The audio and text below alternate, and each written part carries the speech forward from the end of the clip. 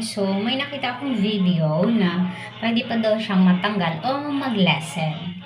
Lessen or matanggal. Sa pamamagitan lang ng pag-use ng suka. So, I will try today. So, titingnan natin kung mawawala. So, meron akong suka dito. Nilagay dito. Suka po ito. Then, esprehan lang natin for about 3 minutes. Para lang So, sa taas naman kasi hindi siya nababasa. So, mostly dito talaga sa baba. So, ayan.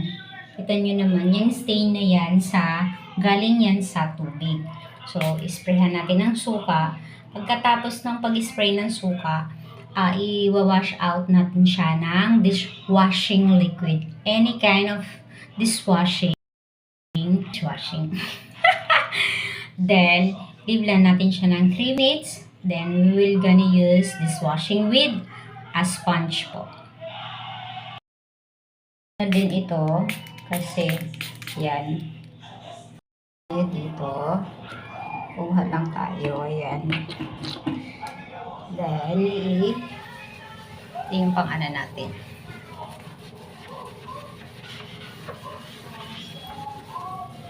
So, gagawin ko to within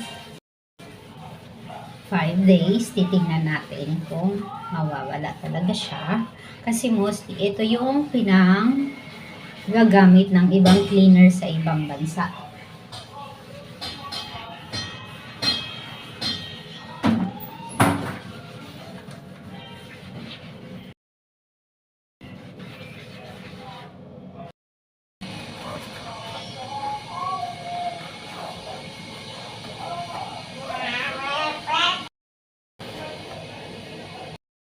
Natin siya ng medyo mainit na tubig.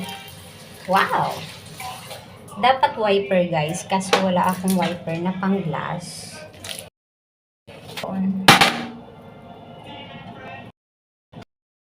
Kaunti. Ayan, as you can see. So, dito, medyo nag-lessen siya. So, at least merong pinagbago.